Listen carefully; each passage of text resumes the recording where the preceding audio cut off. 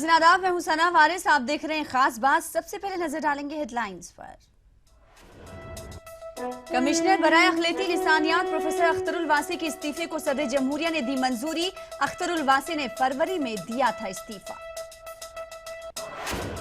मध्य प्रदेश हज कोटे में इजाफा मुमकिन, वजीर आजम नरेंद्र मोदी ने दिलाया यकीन। मरकजी वजीर नजमा हिफ्तुल्लाह का बयान। झारखंड में मदरसा बोर्ड के 2016 के इम्तहानात का हुआ आगाज। रियासत भर के जुमला 25,000 तलबा इम्तहान में शरीक।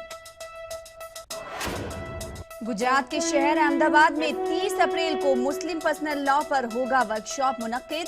गैर मुस्लिम अफराद को मुस्लिम पर्सनल लॉ की हकीकत से करवाना है वाकिफ।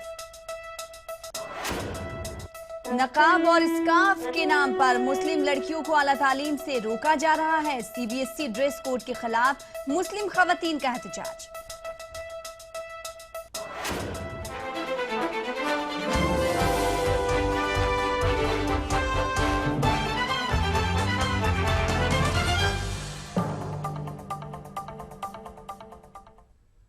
खबरों की शुरुआत करेंगे और सबसे पहले बात अख्तरुल वासी के इस्तीफे की करेंगे।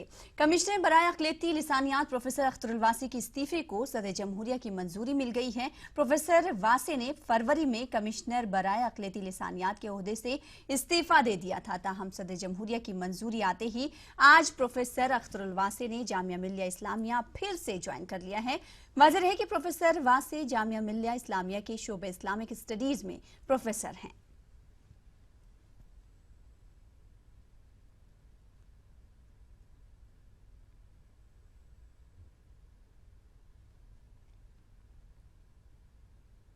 मरकजी वजीर बराए अखिलेती उमूर नजमा हिफ्तुल्लाह ने अपने दौरे मध्य प्रदेश के मौके पर ईटीवी से बातचीत करते हुए कहा कि आइंदा साल से मध्य प्रदेश के हज कोटे में इजाफा किया जाएगा। इस सिलसिले में वजीर आजम नरेंद्र मोदी से भी बात की गई है। उन्होंने साल 2017 के हज कोटे में इजाफा करने का भी यकीन दिलाया।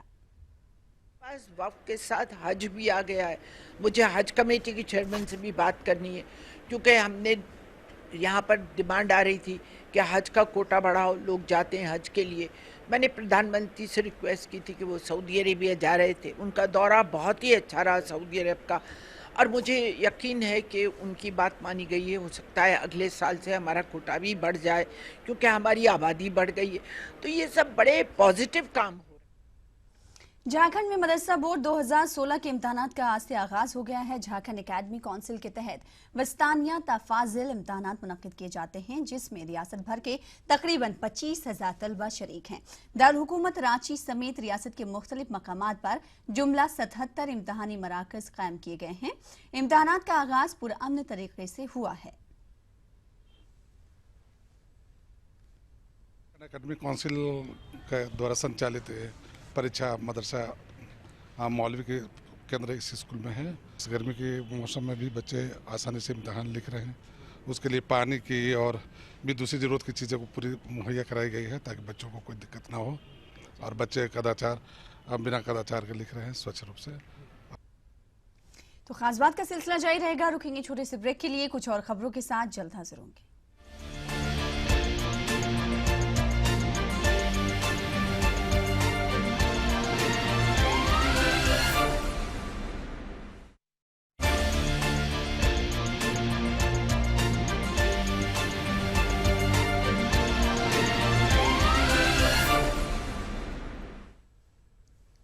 ब्रेक के बाद एक बार फिर आपका इस्तकबाल करते हैं। आप देख रहे हैं खास बात, और अब बात करेंगे मुस्लिम पर्सनल लॉ की। जी हाँ, मुस्लिम पर्सनल लॉ में तब्दीली का शिद्दत से मुतालबा किया जा रहा है। इसके अलावा इस्लाम पर खवातीन के हुकूक को खत्म करने का भी इल्जाम आयद किया जा रहा है, जिस पर गुजरात की जमात इस्लामी हिंद ने पर्सनल लॉ पर वर्कशॉप मुनक्किद करने का ऐलान किया है। जमात इस्लामी हिंद गुजरात के सदर ने बताया कि 30 अप्रैल को मुस्लिम पर्सनल लॉ पर वर्कशॉप मुनक्किद किया जा रहा है, ताकि गैर मुस्लिम तंजीमें भी मुस्लिम पर्सनल लॉ की हकीकत को समझ सकें। मुस्लिम पर्सनल लॉ में तब्दीली से मुताल्लिक़ आ रहे बयानात पर उलमाए दीन ने अफसोस का इजहार किया है। इसके अलावा मजहब इस्लाम पर ख़वातीन को इनका जायज़ मुकाम न देने का भी इल्ज़ाम आयद किया जा रहा है।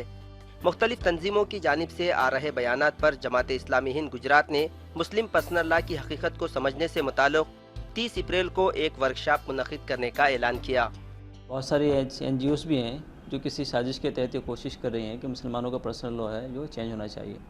और अफसोस की बात है कि कुछ मुस्लिम नाम के ख़वातीन भी हैं जो ये कोशिश कर रहे हैं कि इस्लाम जो है ख़वातीन के साथ जुल्म कर रहा है, इसलिए पर्सनल लॉ में कुछ चेंज की ज़रूरत है। तो इसी के पेश नज़र हमने एक वर्कशॉप रखा है कि पर्सनल लॉ को सही मानों में पहले समझा जाए और उसके बाद फिर आगे और किया जाए।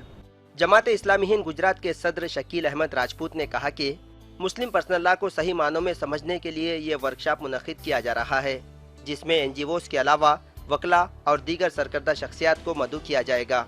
वर्कशॉप के दौरान इस्लाम में ख़वातीन का जायज़ मुकाम और इनके फ़राइज़ पर भी तफसीली रोशनी डाली जाएगी।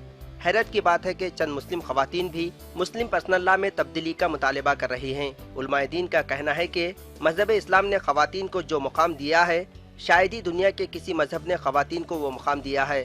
ज़रूरत इस बात की है कि पहले ख़वातीन अपने मुकाम और मर्तबे को समझें। Bureau report, ETV news. Muzaffarpur में वाक़ डॉक्टर भीमराव अंबेडकर यूनिवर्सिटी इन दिनों बदनज़मी का शिकार है। इम्तहान में शिरकत के बावजूद गैर हाजिर बताया जा रहा है। इसके अलावा मार्कशीट में हासिल करदा नंबरात भी दर्ज नहीं हो रहे हैं, जिसके सबब यूनिवर्सिटी के तलबा काफ़ी परेशान हैं। तलबा का कहना है कि एग्जामिनेशन सेंटर के ओहदेदार उनके मसाइल पर संजीदा नहीं हैं। बिहार के मुजफ्फरपुर में वाक़ डॉक्टर भीमराव अंबेडकर यूनिवर्सिटी में इन दिनों बदनज़मी उरूज पर देखी जा रही है। यूनिवर्सिटी के सैकड़ों तुलबा डिपार्टमेंट ऑफ एग्जामिनेशन की बदउनवानी से परेशान हैं। यूनिवर्सिटी में ज़ेर तालीम सैकड़ों तुलबा का कहना है कि ओहदेदार इनके मसाइल सुनने तैयार नहीं हैं। चिलचिलाती धूप में वो एग्जामिनेशन सेंटर के चक्कर काटते थक गए हैं।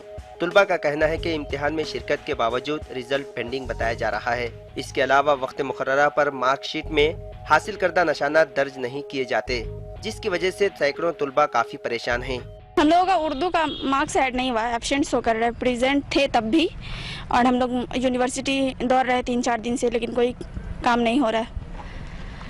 अभी सर लोग आ भी रहे हैं तो कोई बोलते हैं 1 हफ्ते बाद होगा, कोई बोलते हैं 10 दिन बाद होगा, और सही से बात भी नहीं करते हैं। हम लोग का केमिस्ट्री सबसे में प्रॉब्लम है, जो कि हम लोग 1-1.5 साल इतनी देर मेहनत करते हैं और फिर भी हम लोग का इतना कम मार्क्स आता है। ये एग्जामिनर ढंग से हम लोग का चेक ही नहीं करते, और पता भी चला है कि मतलब ढंग से चेक नहीं हुआ है कॉपी, और एवरेज मार्किंग दे रहा है। और कॉपी रीचेकिंग का बोल रहे हैं तो बोल रहे हैं अभी नहीं, डेट आएगा ये वो, और हम लोग का एग्जाम भी मई में है। 4-5 दिन से जो हम लोग यूनिवर्सिटी दौड़ रहे हैं, ये सब कुछ कैसे क्लियर होगा हम लोग को समझ में नहीं आ रहा है। यहाँ आते हैं तो कहीं बोलते 1 हफ्ते बाद आओ, 1 महीने बाद आओ, ये सारा कुछ प्रॉब्लम मतलब हो रहा है। हम लोग दौड़ रहे हैं, थक रहे हैं, कुछ भी इन लोगों का कोई ये रिस्पॉन्स नहीं दे रहे हैं ये लोग। मेरा मनी एंड बैंकिंग के दिन एब्सेंट एग्जाम देते, फिर भी है ना एब्सेंट लगा देता। उसके बाद से जब आओ यहाँ पे एप्लीकेशन डालो 10 दिन बाद आओ, फिर बोलेगा 5 दिन बाद। दौड़ते दौड़ते हम लोग भी परेशान हाल तुलबा का कहना है कि एग्जामिनेशन कंट्रोल के ओहदेदार तुलबा के मसाइल सुनने तैयार नहीं हैं। यूनिवर्सिटी में रिश्वत का बाजार गर्म है।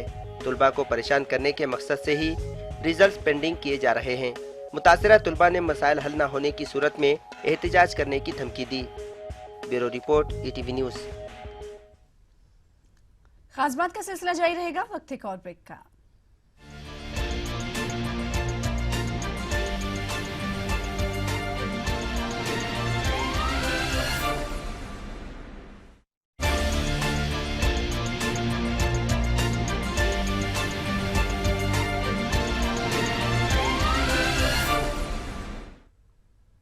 ब्रेक के बाद एक बार फिर आपका इस्तकबाल करते हैं। आप देख रहे हैं खास बात।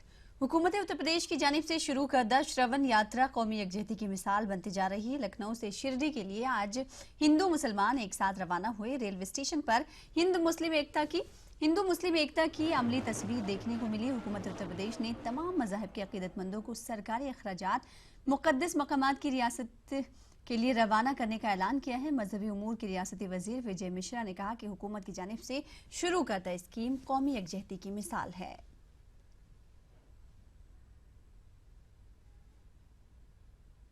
CBSE ड्रेस कोड के खिलाफ मिनिस्ट्री ऑफ HRD के रूबरू मुस्लिम खवातीन ने बड़े पैमाने पर धरना दिया। CBSE ने नकाब और स्कार्फ पहनने वाली तालिबात को इम्तहान लिखने की इजाज़त ना देने का ऐलान किया है। CBSE के फैसले पर नाराजगी का इजहार करते हुए खवातीन ने बड़े पैमाने पर एहतजाज दर्ज किया।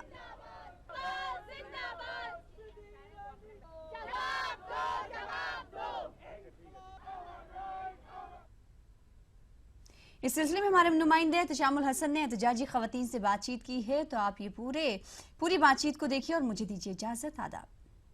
मिनिस्ट्री के बाहर लोग धरना प्रदर्शन कर रहे हैं। हम बात करेंगे किस हवाले से आप जो ये धरना कर रही हैं, क्यों कर रही हैं, क्यों एहतजाज कर रही हैं? हम सीबीएसई के खिलाफ ये धरना कर रहे हैं। सीबीएसई ने कोर्स में, एजुकेशन में लड़कियों का हिजाब हटाने के लिए बोला, स्कार्फ हटाने के लिए बोला।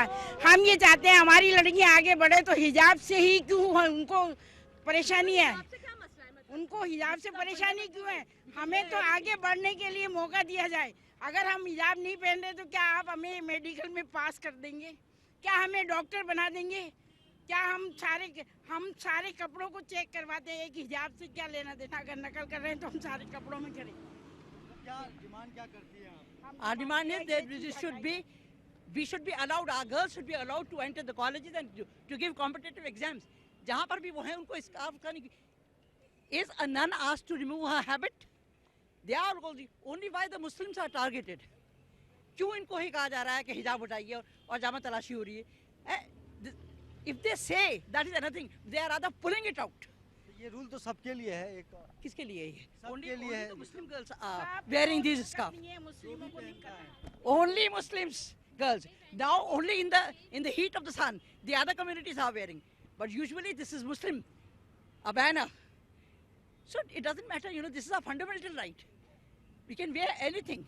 We can wear, this is my right, my fundamental right. नहीं देखिए, हर जगह पर ये होता है। ये आज मेडिकल एग्जाम के लिए, कल कहीं और हो जाएगा और इससे पहले भी कहीं और होता है। लेकिन आज हम खड़े हैं इसलिए ताकि हमें अपना हक मिल जाए। देखिए, एंट्रेंस टेस्ट की जहाँ तक बात है, बच्चे ध्यान देंगे कि अपने एंट्रेंस एग्जाम की तैयारी करें, या वो इस पर ध्यान दें कि मुझे हिजाब हटाना है कि नहीं हटाना।